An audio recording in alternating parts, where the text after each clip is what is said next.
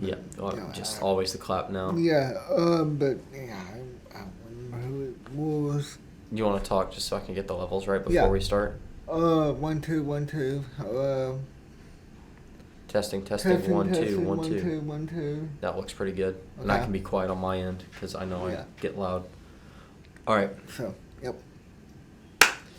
Welcome to the Hotty Toddy podcast. My name is Jack Couch. Sports editor Adam Brown. Today we're gonna look at back on how Ole Miss baseball finished up its regular season for the 2023 season. Yep. With a heartbreaking sweep at the hands of Alabama. Yeah, this seems about par for the course of how we've been looking all year. You know, we've had our ups and downs, and it just wasn't our year. And we had a year, last year, and that's fine with me. And now it's time that we dig in and we look forward to next year and see what's going to happen. We're having a couple players that are probably going to leave. Looking at Gonzo, who's going to be a top round draft pick, and you got players like Chardonnay, who has a shot to get drafted as well, and looking around that area. So we're just looking to see our next team next year.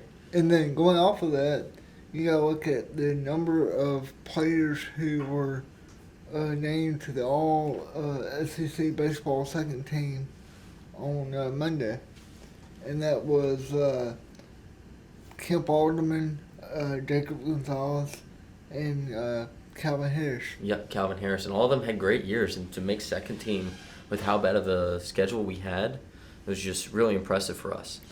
And then Alderman finished up with doing a run at winning the Ferris Trophy, the first Rebel to do it since 2014. So it was a good year for Alderman, who actually propelled his stock going into Major League Baseball draft. Yeah, he's going to have a real shot to get out there and start making something happen, especially Rookie League. Sorry, I had a hiccup. Okay. And, just all those players that we just mentioned, I think Harris is probably going to be gone. He's got a great stock right now, and he's looking really good. Even if somebody wants him as a DH in the background, I mean, his hitting this year is unbelievable. Yeah. He's going against some of the future pitchers of the MLB. I mean, if he keeps up his, dynamic right now, he's looking just as good as Elko, if not better, from last year. I mean, he's hitting unbelievable, and he can just propel. I mean, you look at Gonza. Oh yeah. One of the top shortstops in the country, probably the number 7 to 10 overall pick this year, and with the way the Rebels played, his contributions on the field were kind of shattered behind of what we did on the whole season. Yeah. I kind of feel that too. But I mean, he just basically took the team on his back and was like, "Look, I'm gonna have the season that I was supposed to have." Yeah. And I get that, and I felt we had a few players step up and do that. It's just baseball is such a holistic sport, and that's the thing. We have a top 10 draft pick in the MLB coming out of college. We have Calvin Harris, the third best catcher in the entire nation, coming to us. We have Kemp Alderman, who hit out like crazy. And then you go start working down. You have T.J. McCants in the outfield, who's very, very good. He just couldn't get any batting together. And you just look at that. We just didn't have a holistic team. And that's the problem sometimes with baseball is that, you can have Mike Trout and, Otani on the same team. Yeah. And they're not the best in the league because it's a holistic sport. You look at a team like the Rays or the Braves who have players that can play their position very, very well, but not an all-star across the board. Right. You go, hey, yeah, that team's going to be really good because each one of them can do what they're supposed to do. And even the other way around, you look at like Freddie Freeman going to the Dodgers. Yeah, he's crushing it over there. And he was that spot that filled in, and he was making it happen with the Dodgers. I felt like he was that one step that they needed. And you look at that with baseball, that's a holistic feeling. Right, but same way with Dansby Swanson, who went from the Braves to the Cubs. Yes, exactly. And I mean, that's just one of those things that it's all about pieces. And we had great pieces this year, just nothing clicked like clockwork. You need this team to be, able to make the simple plays, no errors, be able to pitch all the time. And we just weren't able to have that pitching this year, and that's unfortunate, but it's just the case. I mean, we had Hunter Elliott go out, and we had 2 freshmen start most of the time, And Daughtery, who I feel was supposed to be in the reliever saver spot, just had to come in and pitch 4 or 5 innings, and he's not used to that. And it's a whole different game zone there, and it's completely different pitching than what he was used to. And at this point, you're just like, okay, yeah, our bullpen wasn't good, but now we have people that have games under their belts. We're looking forward to next year. I think that Rivas coming in was really good for us as well. As much as I didn't like him at the beginning of the season, he saved our team for a lot of the time. And that was great about him. But looking forward, you got to be like, okay, we need pitching, we need relievers, we need, we need a new catcher, we need across the board. We need people to start stepping up. And I think next year we're going to have a very, very young team. And that's just something that we have to move forward. We got to move past this national championship. And, with that going forward, I felt like we didn't have a recruiting class that national champions were supposed to have this past year. So we didn't have that depth. We didn't have the, field of play that we should have. And we learned lessons of, hey, as much as Ledge is good this year by the end of the year, that takes time to acclimate going from, a different school to an SEC school. And that we learned that is that, hey, if you have somebody in really good D2 and they move up to play, that's a really hard transition for players. And that's something we didn't know until this year because of all the trading rules. And now that that's happened, you go, hey, man, yeah, we need to recruit out of high school and we need to build these kids up in-house. Going out of house is fine if you go across SEC, ACC kind of, a little Big Ten schools, but if you have to go across the board. You can't go from bottom up. And that's what we learned this year. And, now it's just we got to power in our recruiting, and this is going to be a tough year for us, especially recruiting-wise. After going from a national championship to where we are now, this is the time where we got to just step up, be like, hey, we were national championships, or national champions. We had a off year last year. We lost a lot of players, which we did. And now it's time to go back and recruit and act like it never happened. Because guess what? We used to win games when we didn't have that going, oh, yeah, we won last year. Ha, ha, ha. Well, look at us. We didn't even make Hoover. So I'm ready to see the next step. And I'm proud of our team for what we were able to accomplish. And I'm very thankful for all of them for what they did. But now it's time to go, hey, who's next on base? Who's the next shortstop? Who's going to be the next catcher? And we historically have had one of the best catchers in the nation for the past 20-ish years. Yeah. If not more. And to show you, Calvin Harris is one of the worst ranked catchers to ever catch for our team. And he is the 3rd best in the nation. And now it's time for us to go, hey, we need to make sure we have the catcher. We need to make sure we have pitchers. We need to make sure that we can fill these spots that we're leaving because these are big shoes to fill. That's how I felt with Elko leaving. And I was like, nobody's going to fill that spot. And you had Kemp Alderman step up. People are going to step up if you give them the opportunity. Now it's time to go find people that are going to fit in, do their job, and make things happen. Because you look at our national championship team, the one person that everybody's like, oh, yeah, he was the man, was Tim Elko. And he was our big name and all that across the board. And you got other guys that were like that as well, but he was the big name. But that's the thing about national championship winning teams is that everybody has their place and role to use. If we can hit continually and they're able to not make errors and play just regulation baseball, sure, those hits are going to come. But we're a powerhouse team that was able to hit and out-hit everybody. And that connection you saw happen 2 years ago. It never happened this year. And that was the well-oiled machine is just such a good analogy, so let me just use it again. We just didn't have that connection. We had Ledge at the beginning of the year have the most errors in the NCAA baseball history through 26 games. I think he had 12 errors or something like that. And then he figured it out, and that was awesome. But now you're looking towards next year, and you're like, oh, who's moving here? Who's going there? Is Chardonnay staying? Is, McCann staying? What's going on now? And I'm excited to see what happens next year. Sorry about that. And then, just baseball's crazy this year, and it's something that happened. And now it's time to go, hey, this is something that's going to happen in the modern day of college baseball. You look at the Vanderbilt team. Right after they won the national championship, they didn't make it back the next year. Right. I should say the next year. That was COVID year, but the year after. You look at State last year. They barely made it to Hoover this year. And then us this year again. I think this is a trend that we're about to start seeing because so many people have high draft stock and NIL. And if somebody comes up to you and goes, hey, do you want $1 million to go play for the University of Alabama? I'd be like, absolutely. That sounds awesome. Yeah. You know, it's as much as you win a national championship. Once you do it, it's like decimating your team, because you have so many people that have draft stock to go. Even if you're a junior, senior, fifth year, no matter what, if you win that, you're going. That's the highest you can be, is be the champion of the college baseball, World Series. You bring up a good point, because like last year, after almost won, you had Kevin Graham, who could have come back for one more year. Oh, absolutely. But once you reach that mountaintop, you don't want to come back. Mm-mm. You want to go out on a winning note.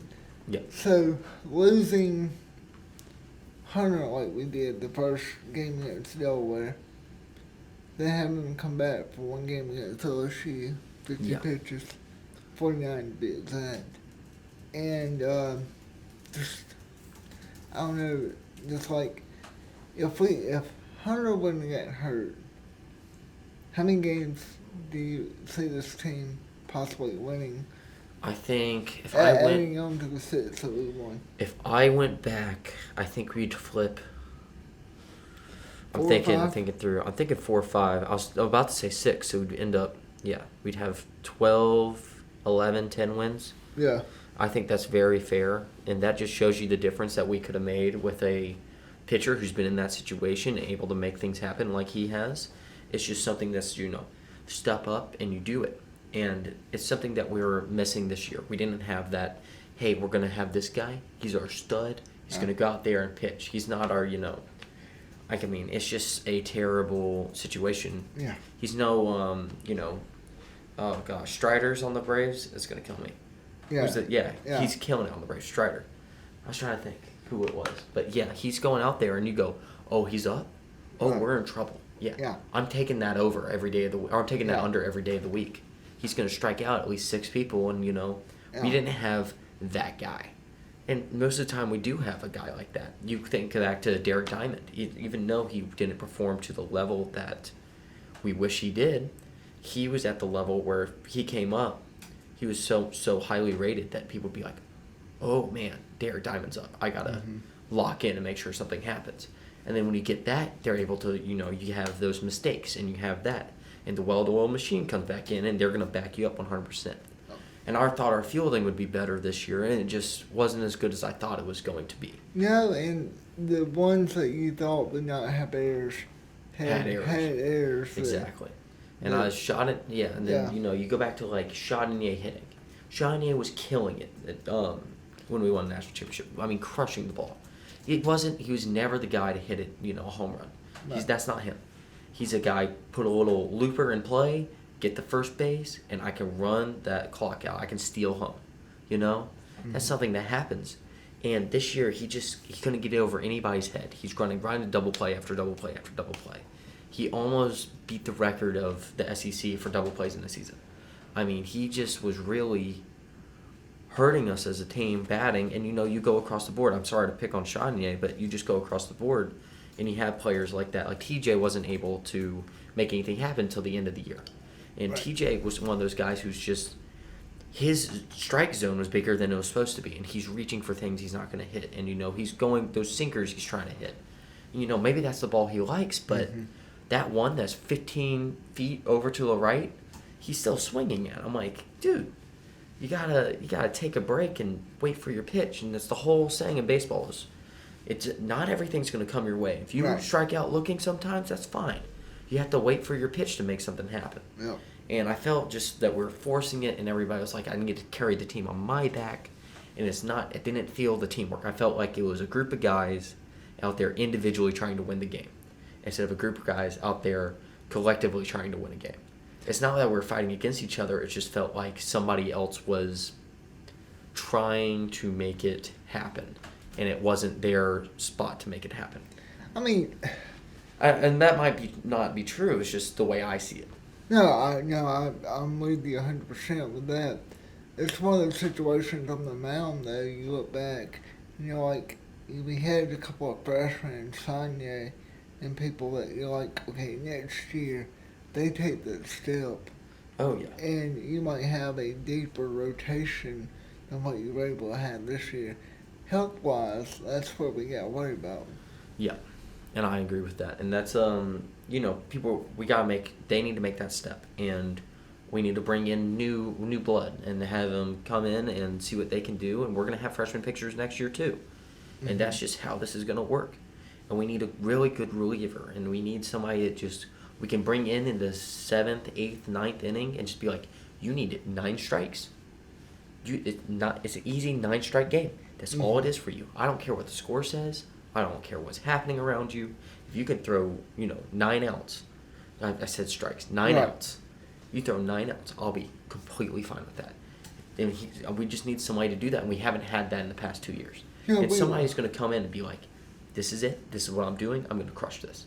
No, I totally agree. We need to hit the transfer portal hard and find a dominant closer that will be able to make it happen, shut down an opposing offense. I agree. And, with the transfer portal, we're learning how baseball's going to work with it. Football, you go, oh, yeah, he plays at Memphis. That might be a high D1 school, but football's football. You're big. Come on. Come in. You can come play. Baseball, what we're learning is that, God, I really hate to say this, if you're not starting D1 out of high school, it might not be meant to be. And there are cases where they go, hell, yeah, come on in. You can come and you'll play and you'll be awesome and you'll be great for our team. But this is very much, you're recruited for a reason. And I'm learning the hard way of you got to play across the board. There's no going up from SEC baseball and ACC baseball. Well, I mean, you could go to other leagues, but that's not. Yeah.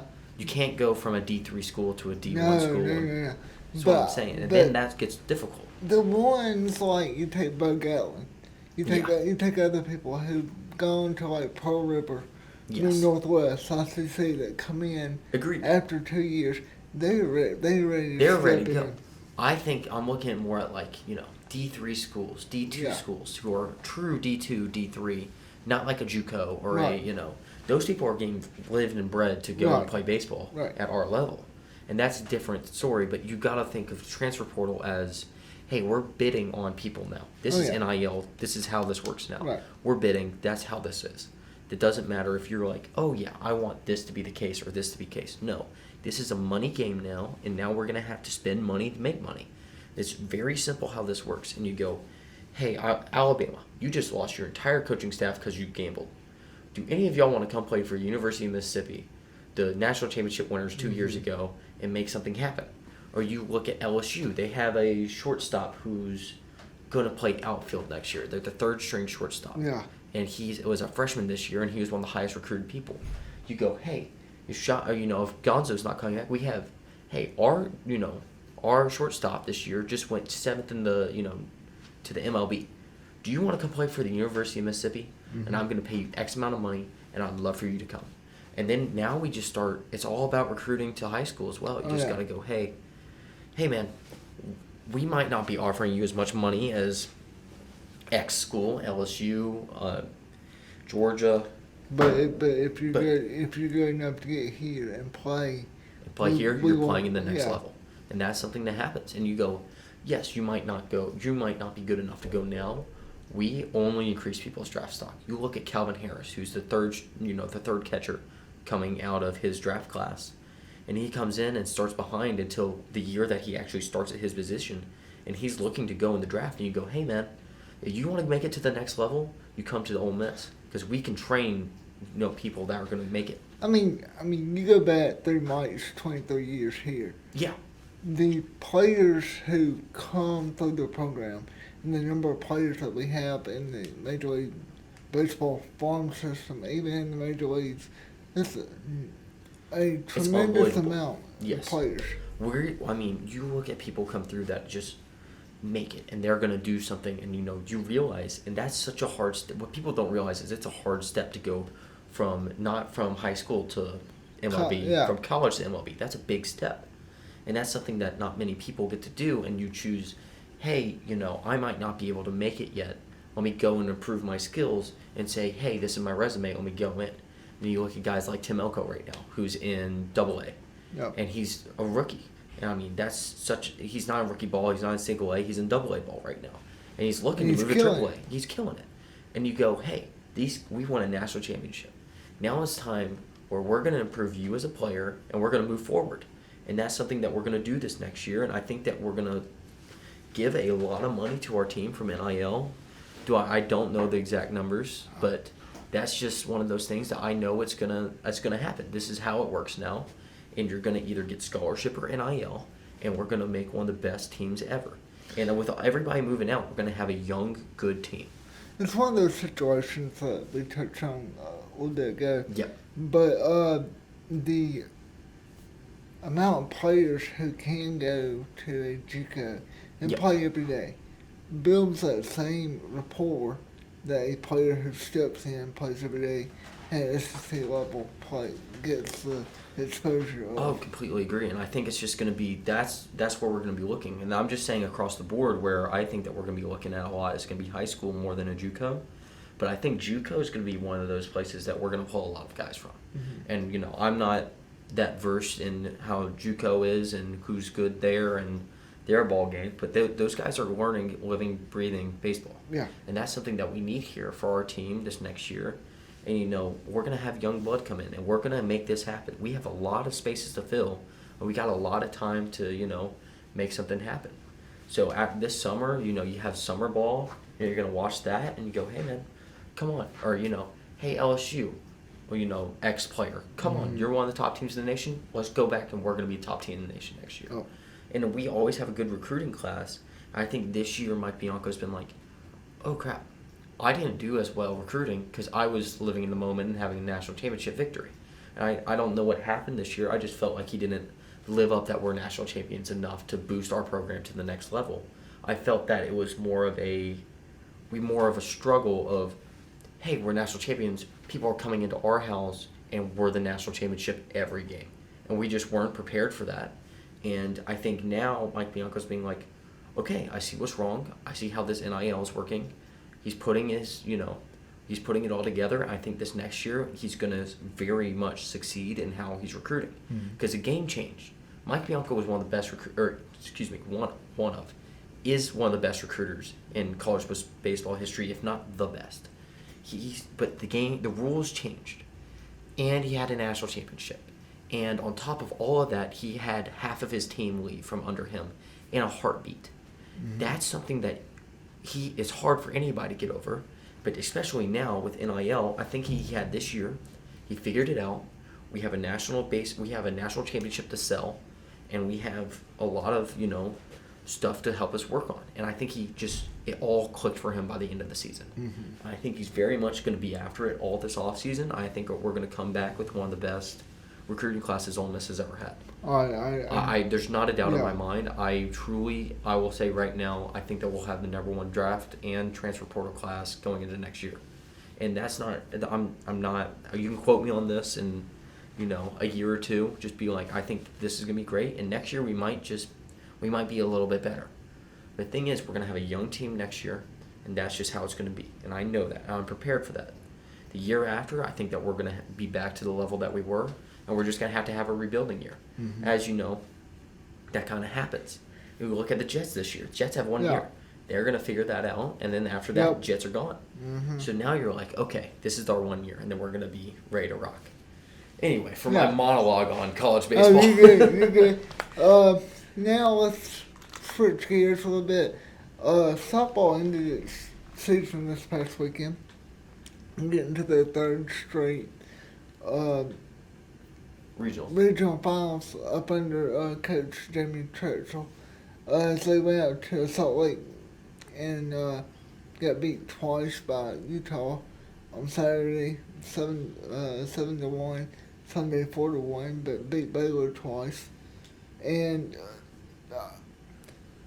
during the games against Baylor, Caitlin Riley pitched well all weekend, but against the Bears, really just kind of shut them out through both games.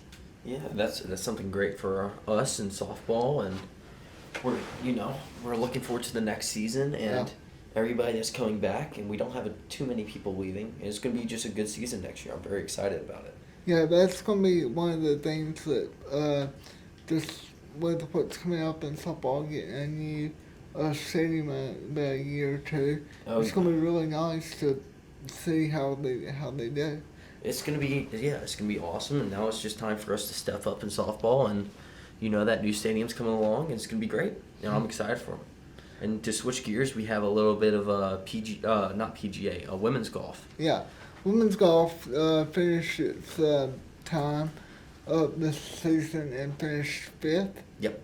And now we're pretty much out of athletics competition. We're done for pretty much for the spring and summer. So yeah. Yeah, so that's just one of those things that we're going to be talking baseball. We're going to start switching to football pretty recently, and as the podcast goes forward, we're going to try to bring in some guests and have some speakers come through. Yep. We got big things in the work, is all I can really say, but big things. And then we're going to start talking a little bit more professional sports. We have a little bit of pro baseball that we're going to talk about, but this week I want to talk about PGA. So we had the PGA Championship this past weekend, and I just wanted to get your thoughts on the pro that played.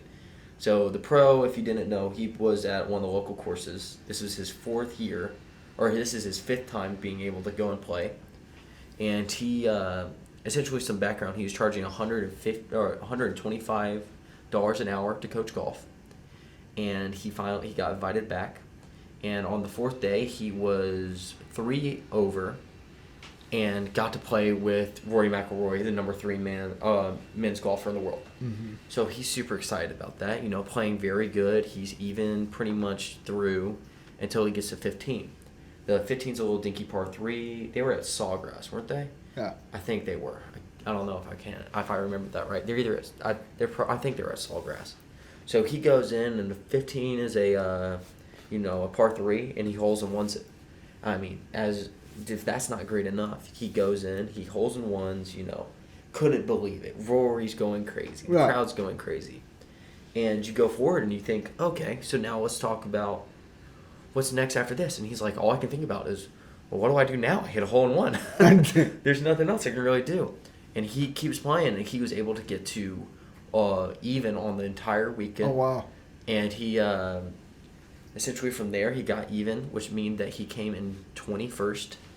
He won $100,000, and he got invited back to the next 2 years of the championship game or championship. I mean, that's the best. That's the best that can happen to a golfer. I mean, just to get that type of finish, knowing that if you improve your game, that you can make it. So essentially, what happened after that is the story started picking fire, and I'm talking about it because I had fun and I was watching this live, and I was like, oh yeah, I need to talk about this.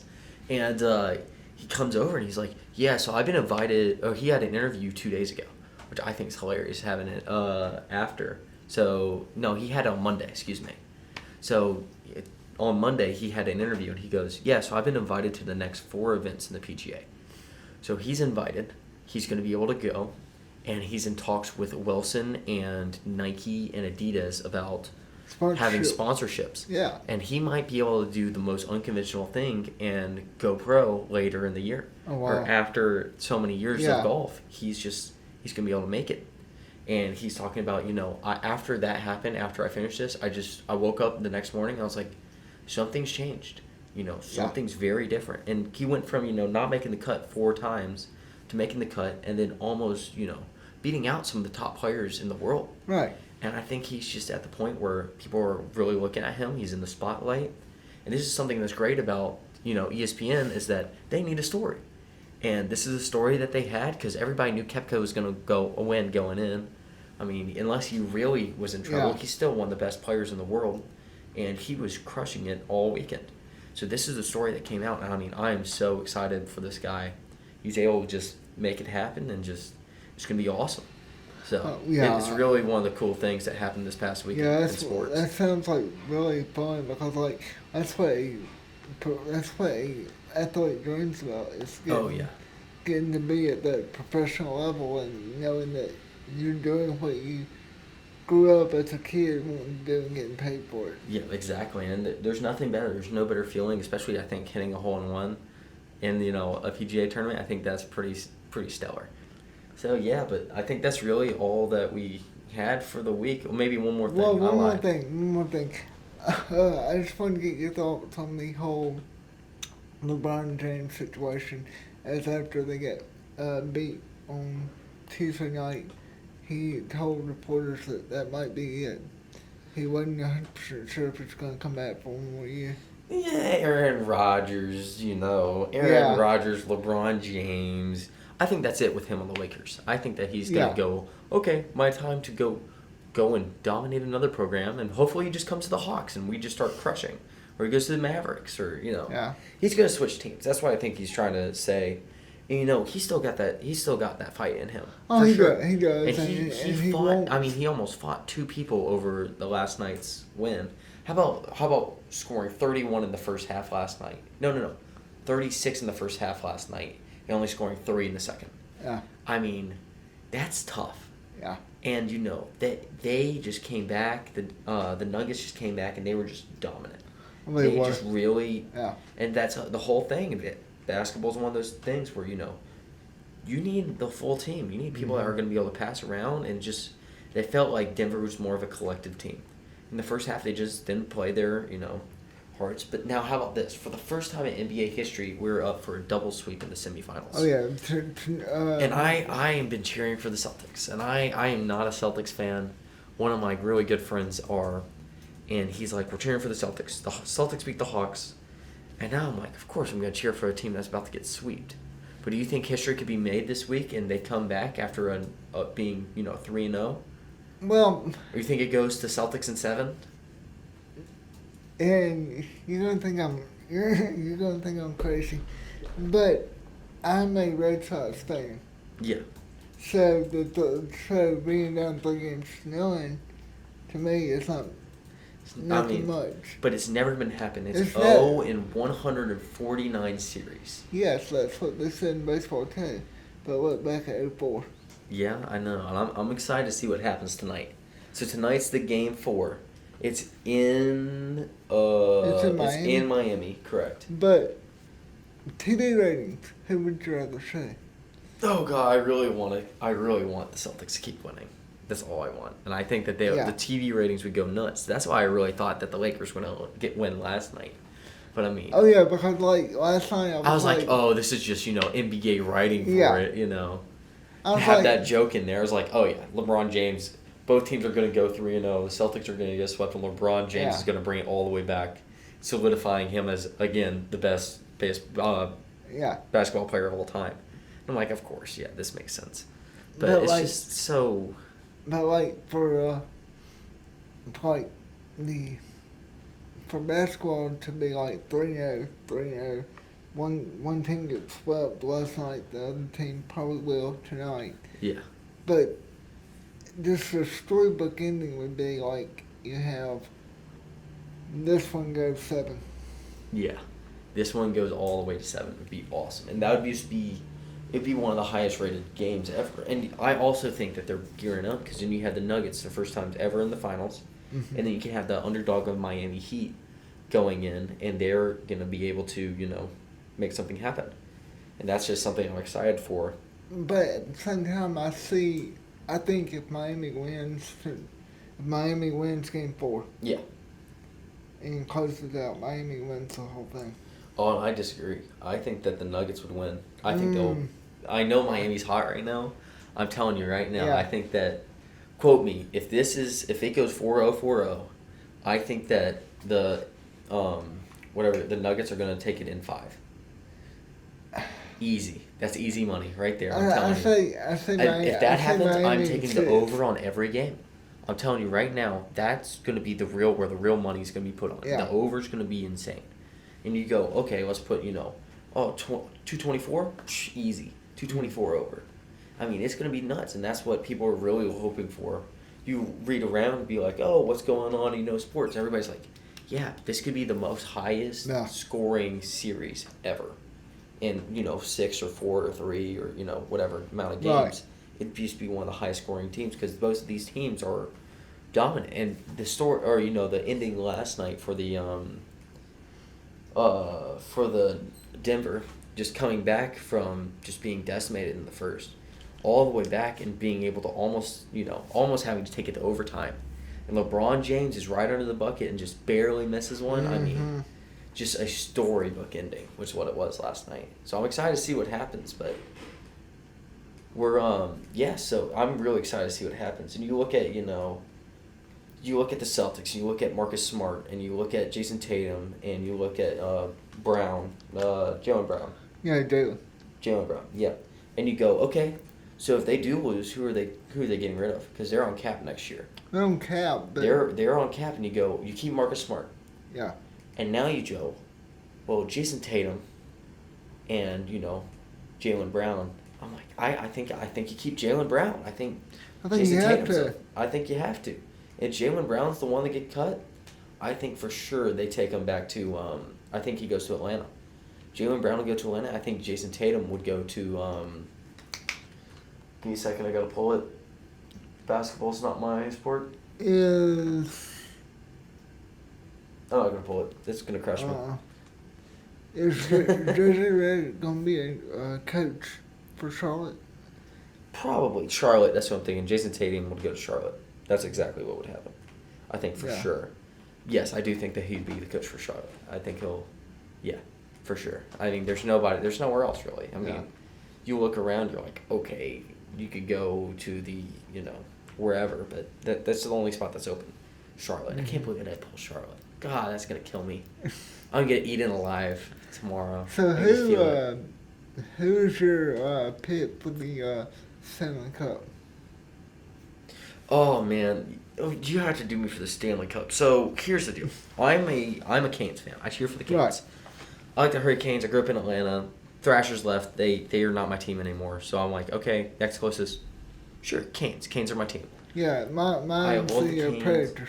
Canes, yeah, Preds. That's tough. Yeah. But I'm a Canes fan, and we're not looking good. I mean, Florida's on this tear right now, and they're the same thing as the Heat. Mm-hmm. They're on a tear. And I'm excited for the other game, which is the Stars versus the Knights. Sorry, it's going to take me a second. Yeah. And I'm cheering for Vegas. And I'm a fan of Vegas teams. I always have been. One of my very good friends plays for the Las Vegas Raiders. So right now I'm like, I'll cheer for – those were the two teams I was cheering for from the beginning. I was like, oh, yeah, I want the Kings, and I'll take the Canes. Those are the two teams. So – I want the Hurricanes to make it and play the Kings, and I want the Hurricanes to be able to come back. But they're not going to come back from a 3-0 deficit. Mm-hmm. I don't think it's possible, and Florida's on fire. So what I think is going to happen is the Stars are going to bring it back. It's going to be 2-2. It's going to be 3-2 Stars, and then the Kings are going to win in 7. And I think the Kings win. They go to Florida. Florida's going to win the first 2, and the Kings take it in 5. I mean Knights. Knights. I'm saying Kings. The Knights. Sorry. I'm looking at the the Knights. Sorry. Yeah. And I'm thinking of basketball, hockey. Two different. It's better than the Texans. Oh, I said the Texans. The Rangers. Right. I cannot get that out of my mind. This is my first year really looking all the way across baseball instead of just watching the Braves. Yeah. And the Texans, the Rangers. I can't change it. It's ingrained in my mind. Oh, it's the Texas. It's the Texans. Of course it's the Texans. It's over there. And then all my friends are like, the who? They play in a spring game? I'm like, oh, it's the Rangers. Sorry. And everybody just eats me alive for it. It's one of those things in me. I'm like, I could see it in my head. Like I see the logos first, and then I'm like, oh crap. So yeah, I very much think that I've been saying Kings the entire time. You should have stopped me earlier. I think the Knights are going to go and win it in 5 against Florida. Yeah. And I think that the score, well, let's just call a score, really, so we can blow this up. I think it's going to be in 5 to the Knights, and it's going to be, in 6 the Knights. And the score is going to be 4-2 in the final game. I want to say 5-3. 5-3? 4-2, final game. Okay. That's easy. It's one of those things. Yeah. The over's going to hit. That's going to be awesome. We'll be sweet. But that's my bold prediction. I really do think that I think the Nuggets are going to win it in 5. I think they're just going to crush, and Miami's going to lose steam. And you look at the defense of the Nuggets, and LeBron James is not going to make. Was it Anthony Davis? Yeah. Those two were 2 of the highest scorers, and they couldn't make things happen. I think that they're going to crush, and it's just the way I see it. But we'll end on this. I think that LeBron will stay for another year or two because he wants to play, not with the Lakers per se. Yeah, he's going to stay in the league. But he wants to stay in the league because he wants to play with his son. Yeah, I agree. I completely agree. And that's something that's going to happen, and he's got to go to a team. And I could see LeBron going to Charlotte, too. Like, he could go anywhere. He can just be like, I want to be on this team. And they'll be like, okay, here you go. What if he goes to Golden State? Oh, God, I don't think I would want anything worse for Golden State. I would not want that. But, he could go anywhere he wants. He can just go, hey, I want to go here. What if he goes to Memphis? He could go to Memphis. That's what I was about to say. Go with, John not going to be there because because of things. He's I think he's going to come. I think he could go there for sure. That'd be huge. That would be huge. And that's just something. And then you have, his son come in 2 years and play. And then they would play for Memphis. And then I think that who retires as the number one basketball player of all time. Yep. And who is it? Who broke the record last night? Wilt's record was broken by Jovic, yeah, maybe? Jovic. Yeah, Wilt's I think it was all-time rebound record. Yep. Or maybe it was made 3. I'm trying to remember what it was. Probably made 3. No, it was triple doubles. It was triple doubles in the playoffs. Was broken by Jovic last night. Okay. Over Wilt's, and he hit 30, and Wilt had 29 of his career. Oh wow! And it was standing for third. Oh no. 41, 42? Yeah, somewhere in there. Something like that. That's quick math. That's math, man. That's too far. But just one of those things. I was like, oh, that's so impressive that we're having people starting to beat like Wilt Chamberlain, one of the best players of all time. And you go, okay, and this is just a new era of basketball, and it's going forward, and it's just super fun to watch. Right. Just like baseball right now. I've never enjoyed watching baseball more in my life than right now. I really do enjoy the new pitch count, and it's moving faster. And I'm looking at, especially when I'm watching box score, I'm like, oh, I don't have to wait a minute and a half for the next pitch. And I'm like, oh, this hasn't happened in 20 seconds. They might have hit a home run or something, and I get it, then I'm like, oh, it's a flyout. Awesome. Thanks, Acuna. Yeah. Well, for me, for Major League Baseball, I have not really paid attention to it much until playoffs for the past 10 years. I'm enjoying it right now. It's fun to watch, and I got a lot of teams I'm cheering for. I'm cheering against the A's so I can see them go to Vegas and have that. And I know they're gonna have the A's are on pace to have historically the worst year of baseball ever, which is one of those things I'm just like, oh man. Well, I mean, with the A's going to Vegas, and I know that we've gone way too long, but with the A's going to Vegas. This is supposed to be a short one. I said before, is this going to be a short one? He goes, yeah, before we start talking. Yeah. And, but the A's going to Vegas. I mean, you got a situation of, they won't be there for 2 years, at least. Yeah, they won't be there for at least 2 years. They got to build that stadium. Who's sponsoring it? It's one of the casinos out there. Isn't that the Bellagio or something? I thought it was the MGM Grand Maybe for some Grand. reason. But one of the casinos is sponsoring it, and they're doing it right off the strip. So it's about, let's say you're staying in the middle. You're staying at the Aria. That's gonna be like a $45 million. It's gonna be a long way out. I mean, that's gonna be something that's gonna be a local thing. It's not gonna be like hockey that's right there, or football that's right there next to the Mirage. Right. It's gonna be something that you're gonna have to travel to a bit, and I think it's gonna be the best for the A's program. They've been trying to that city. It's not the city. It's not Oakland's fault. No, it's more of a ownership problem, like some other football teams that were named football team at one point. Yeah, it's just an ownership problem, and that's something that you just have to overcome now and make things happen and just be like, hey, it's time to change scenery. Somebody's gonna buy it out. Eventually, you're moving to Vegas. Guess what? When that stadium is built, that's time where you cash in your chips and you're going, hey, I have a Vegas team. Who, MGM, Caesars, a Manning, do any of y'all want to buy it? Yeah. And you look at Tom Brady, who just bought a serious amount of stock in the Raiders. That's something that's about to happen with all these, like the Braves are now a publicly traded team. That's something that not a lot of people know, but it's starting to happen to most of these teams, that they're about to be very, very publicly traded. And you think of teams being, oh, it's super profitable for all these millionaires to do. Mm-hmm. That's not the case.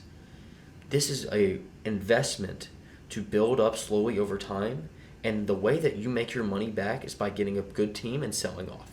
You're not making money you might make $1 million off of the $1 billion you put in, because it's from sales and stuff. You're not TV contracts are what makes you money, and you're buying that as already made, and then you're holding this until you go, hey, I think that we're in a better place to sell, and you sell this off.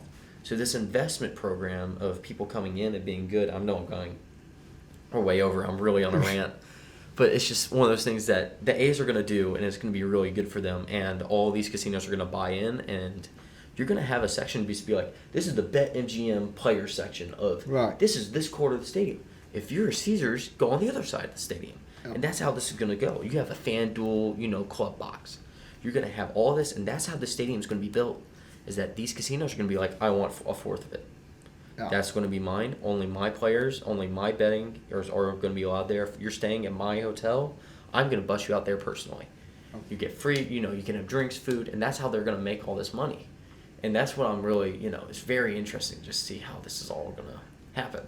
And it's unprecedented kind of building stadiums like this. Like the Braves Stadium, we knew the city was going to pay for all of that. Yeah. I think this is going to be a personally financed stadium.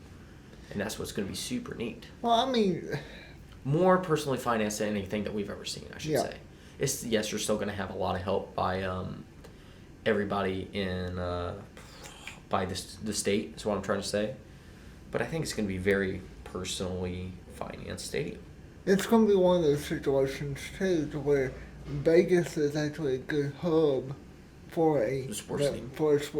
Yeah. And you look, so here's the thing. You look at the Knights, and I'm going back to Atlanta. I think Atlanta's getting a hockey team soon. They have a minor league team right now. It's the Atlanta Guardians. And I really do think that it's going to happen, and it's going to happen very soon, and we're going to get a hockey team. I just feel like that expansion's about to come, especially in the league with the Stanley Cup.